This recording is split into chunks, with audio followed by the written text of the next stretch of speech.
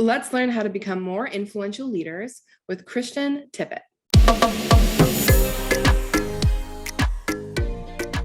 Hello, and welcome to Driven's Fundraising Superheroes podcast. I am your host, Sabrina Shishente, and as an innovator in nonprofit technology, our team at Driven is determined to help you unlock your true fundraising potential. Make sure you give us a visit at trustdriven.com to learn more about how we can help you with your donor, volunteer, or member management.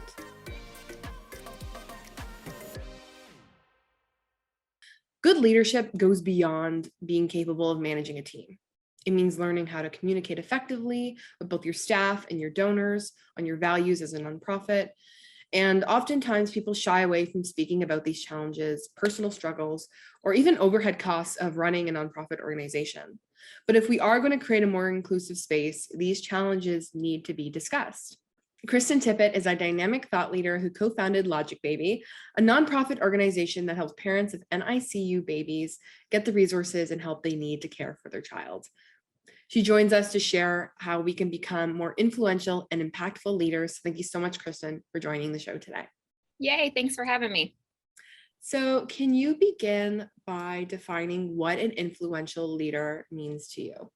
So I hadn't really known much about this concept until I joined a really awesome course, and then later a coaching group that focuses all around influential leadership. So the idea behind this is that influence is getting people to do what you want, getting people who you have no power over to do what you want them to do.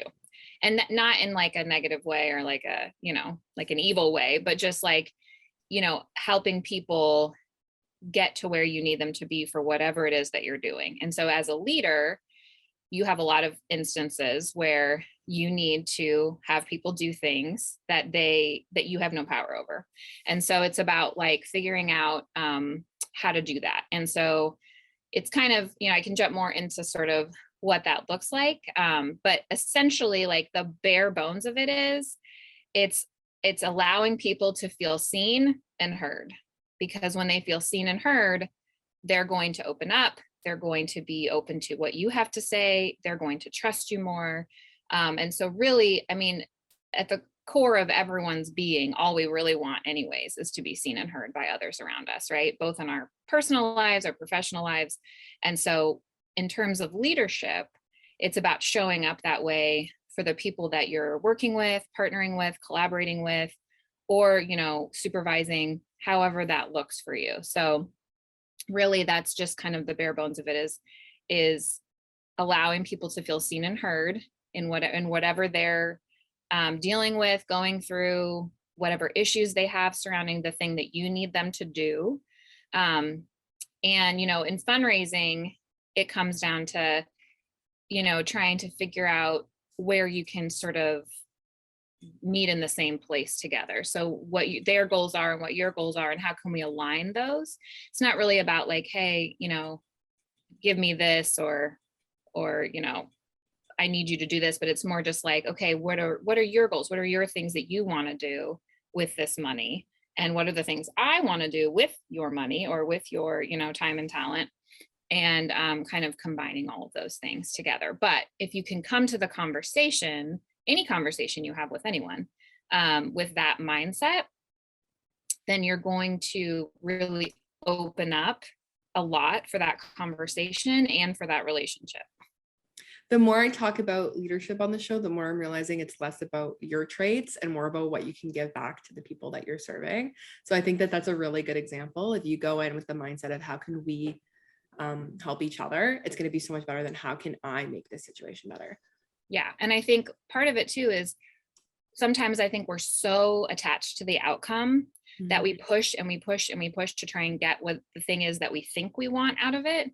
And if we can, this is the other part of it, is let go of the outcome and just come to listen and come with our, the things that we need, but also to hear what others need and where they're at. We can usually find a place where that fits well for both of us. And then it doesn't feel like forced. It doesn't feel, like work. It's just more of a flow between both parties. Exactly. And that's where the magic happens, when you get that flow. Yeah. Traditionally, leaders are seen as like strong business oriented people, very professional, very straight faced. And they're supposed to leave their personal lives at the door when they head into the office. Do you feel like this image of leadership has changed? Do we need to make way for like a new era of leaders? Absolutely. Absolutely. Yes. I think you cannot differentiate between what your life is like before you go in the door or open your Zoom call or whatever, and where you are when you get there, because everything that happens to you influences who you are and how you come to a situation, how you approach things, how you think about them. And so, a lot from what I've learned from the course and from coaching is how important it is um, to sort of embrace all the struggle, both in all the parts of your life, because that is what opens you up then to the other good parts of things, like the joy and the being able to see the better outcomes that you may have missed otherwise. And so I think too, like, just empathy and compassion, being able to really like be there for each other. Like, if you come in and you're leading a team and you are only focused on the outcomes for your business, for your for your program, for your project, whatever it is, your product, you're going to miss the ability and the chance to really strengthen your team in ways that you probably didn't know exist. Because if you can't be human with them, if you can't like really like show up and find that compassion and empathy and understanding for each other and what you're going through, like, you're going to miss a lot of things. Because the way people grow and change is by going through hardship and then coming out the other side of it and then taking that with them wherever they go. And so I think, like, when we just try and act like this is just me and I'm here, to lead, and I don't have there's nothing else going on in my life, like tons of things going on in my life, right? Like, everyone has so much going on in their life, whether that's for family issues and friend issues and home issues and kids and all the things that happen. And if we can kind of bring that all together, then we're able to relate better. We're able to understand each other better.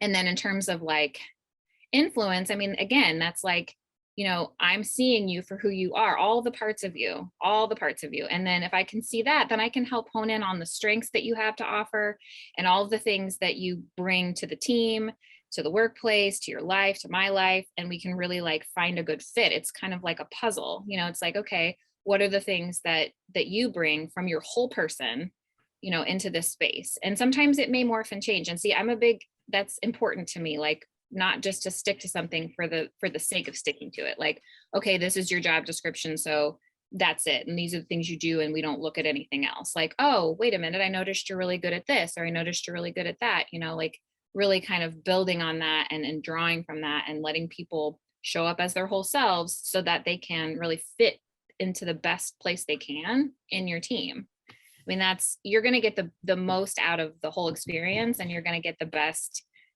outcomes for whatever it is you're trying to do if you can show up that way. Yeah, and I feel like that's also a very it's more of a humane approach, because to not take into account somebody's personal life is like dismissing more than half of them. So I think that that's definitely the way to go, and I'm seeing it more and more as we like get out of COVID and we come back into whether it be partial offices or maybe we're just fully remote. We just have to accept that there's so many more other aspects to us than just our work. Yeah. And I think when people feel supported, they're going to do a better job. Like, I think all of us just in our lives, like when we feel that support from the people around us, we show up differently. We do our work differently.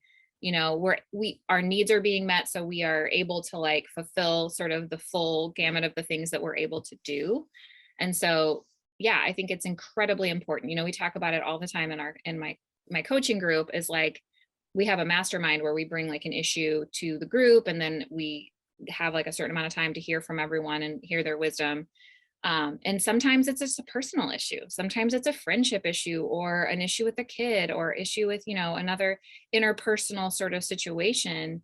And just being able to talk about it with the group and like hear from them and have them like really show up for you, like, can change the whole situation for you. So, I think it's so important that people start. I don't know how much it's changing. I mean, I'm not in like everyone's workplace. But I think ideally it would be the new way of leading, because it's only going to serve everyone better. Yeah, and part of that, especially as nonprofit leaders, is a lot of how you communicate. I think creating an open dialogue is really important, and making sure, checking in with your employees is also another important aspect of making sure everyone's feeling seen and heard. What role does empathy play in nonprofit communications, and how can we use it to better connect with our donors as well as our staff? If you can practice empathy first for yourself, because that's huge. Self-compassion, self-empathy is important so that you can, really show up well for others. But when you practice empathy and you're able to really see something from someone else's perspective, then that opens the door to understanding what roadblocks they have, what objections that they're dealing with. It can really sort of like unclog the well or whatever. It can really sort of open up the waterways, because if someone is dealing with something in their life or in their mindset about what you're bringing to them, let's say you're talking to a donor and you're hoping that they want to, donate a certain amount or be involved in a certain way, and they have some hesitations, and so they're putting up objections to you. If you're able to really hear those, and I think what happens is with objections is we tend to take them personally, right? Like, oh, someone's objecting to me, but really that's their way of working through it. And so they're working out how it's working for them, or how they're understanding it. And so if you can listen and empathize with those objections, then you can really get somewhere. You can really get somewhere, because you can say like, oh, what I'm hearing from you is, that you're feeling this way, or that you're seeing it from this perspective. And I totally get that. Like, that makes sense to me. And, this is why I think that what I'm saying makes, fits into that puzzle as well. I mean, I know I'm talking in a lot of like abstract language, but it is the idea of like, empathy. Listening is really big in empathy, right? Like, you can't be empathetic if you're not really listening to someone and hearing what's going on with them, and maybe it's not always extremely overt either. It could just be kind of a subtle thing that if you're not really tuned in and trying to really like understand where they're coming from, then you might miss kind of an opportunity to work through it with them. And so, I think there's a lot of, the masculine side of things tends to be like, this is how it's done, this is what we're doing, and, let's move forward with it. And I think, not that men can't be empathetic, but it's just, that's sort of the leadership style of like, we're just going for it. And when you can bring in the empathy side and really kind of understand and get to know how people think, how they feel about certain situations, there may be something about what you're saying that reminds them of something else that was really hard for them, or triggers them in a way that you don't understand because you didn't know that about them. And doing check-ins is really great. Like, what, it kind of feels like you're pulling away a little bit in this conversation, or I'm trying to understand, tell me more. This is a great one. Tell me more about how that seems to you or feels to you, or, how you're kind of perceiving that. I'd love to hear from you about that. And then again, it just goes back to then feeling heard, because, when you're empathizing, you're really just listening and hearing them and kind of being able to say like, I get that perspective. It doesn't mean that you have to totally agree with it. It doesn't mean that you also live that perspective. It just means that you can understand it and you can hear it. Yeah, and that fits in perfectly to your first point about good leadership, is that, you have to make them feel seen and heard. And I guess it's the same for your donors too. People aren't going to support causes that they don't feel connected to or that they don't trust. So I think that being really active with your listening, and like you said, trying to understand that it's not personal and that people have their own stuff going on that influence their decision, is so important, especially when it comes to fundraising. Yeah, definitely.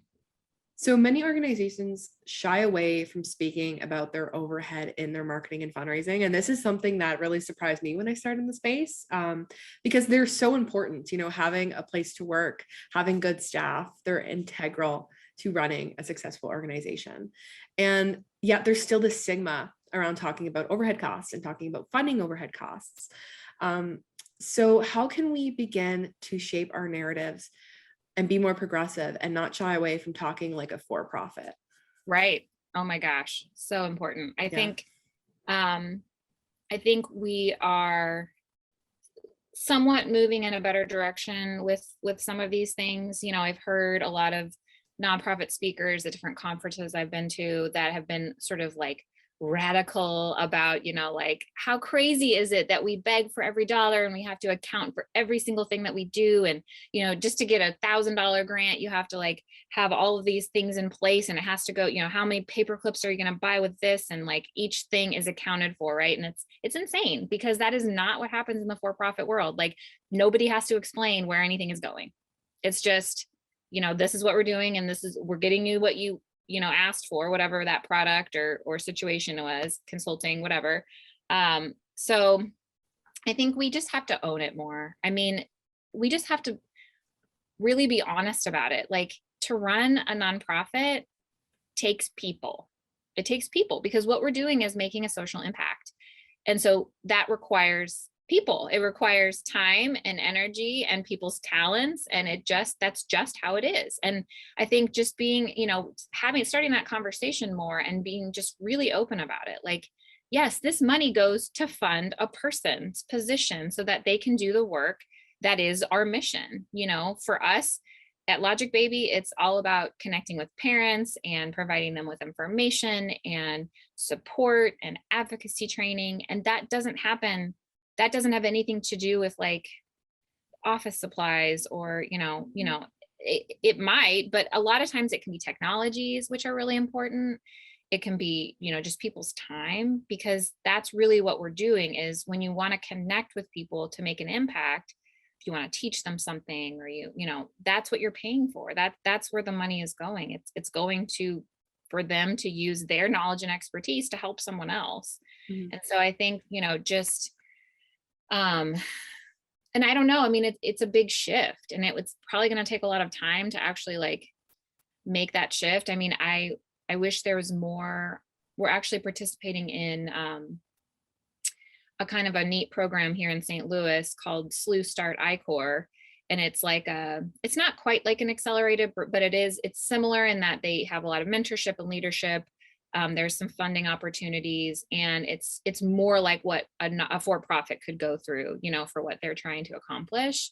But, you know, it's not like you have to explain away every single thing that you're doing, or, you know, grants are so, they're so tricky because there's so much that goes into it and so much preparation, and you have to have, you know, X amount of years of experience to show like, yes, I'm going to be able to do this, this, and this, and this with the money. And I think our funders, I think our foundations and grant makers, like it starts with them really understanding how important it is to just let the nonprofits do the work.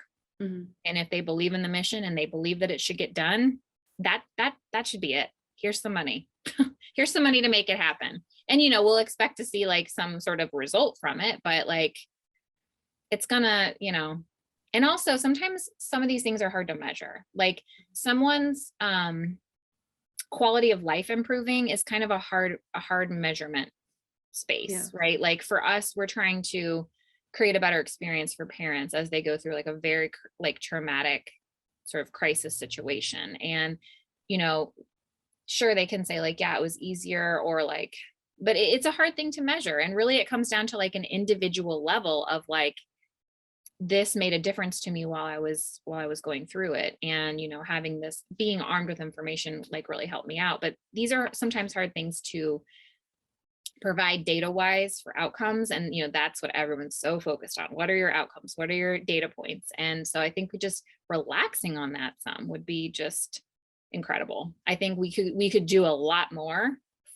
in our mission if we didn't have to focus on all of these very specific issues. Yeah. Yeah, because you definitely get swiped, like scooped into the minute details. And it's so true, because you can say like, I had 600 people use my organization this year, but the impact you have on each individual person can vary. Mhm. And, even if you just had 10, if you made an enormous impact on those 10 people, it's way more valuable than making a small impact on 100 people. So yeah, the data definitely important, but sometimes, you have to just trust the process and focus on like the more humane aspect of the work.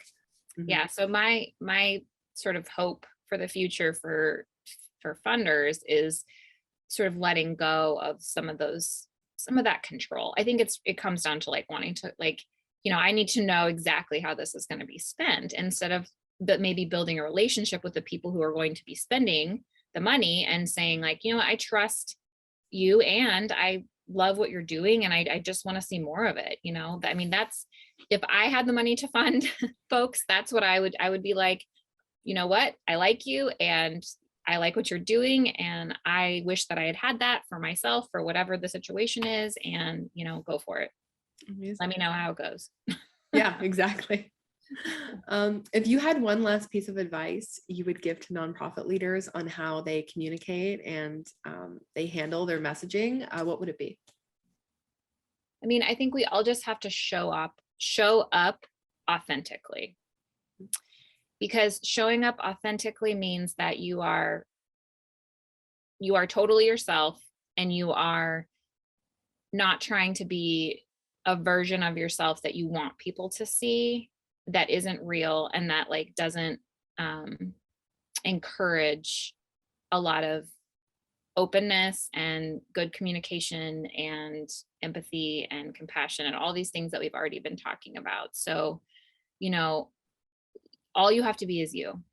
All you have to do is show up as yourself and sort of let go of the control and the fear that showing up as yourself is going to mean that you are, not as strong or not as in charge or not as influential or charismatic or whatever it is that we've been taught that leaders are supposed to be. If you are in a position of leadership or you want to be in a position of leadership, it's all about being authentic and really connecting with people, helping them feel seen and heard, and practicing empathy. All the things we've talked about. But yeah, exactly. Definitely like authenticity is huge. Mm-hmm. Yeah. Oh, it is 1,000%. Yeah. Well, thank you again, Kristen, for coming onto the show. Before we head out today, can you let our audience know how they can get in touch with you, how they can support Logic Baby? Definitely. So we have a website and it's just logic.baby, LOGIC. And on the website, there's just numerous ways to get in touch with us. We have all of our coaching. We have links to all of our coaching videos on our website, which goes to YouTube. That's where they all are housed. And then we'll be starting a class for NICU parents, like a NICU 101 class starting. So if that's at all of interest to people, that will be starting after the new year. And then we are on all social media as logic.baby, LOGIC DOT baby, because we have a .baby in most of our stuff, but you can't do that on social media. So Facebook and Instagram are really our biggest areas that we focus on, and we try and collaborate and include content from all different folks who are working in the NICU space. And really, like I said, we just are trying to be there for parents, trying to support them and educate and provide advocacy training as they go through a really hard experience. Well, thank you again, Kristen, for joining the show. If you want to get in touch with Kristen or learn more about her organization, Logic Baby, I have linked that along with the other resources she mentioned in the description box. If you want to learn more about us here at Driven, maybe stay updated on all of the Fundraising Superheroes episodes, you can join our newsletter and listen to past podcast episodes at trustdriven.com. That is also the best place to get in contact with us. We would love to hear from you. And as always, thank you so much for listening, and see you next time on the Fundraising Superheroes podcast.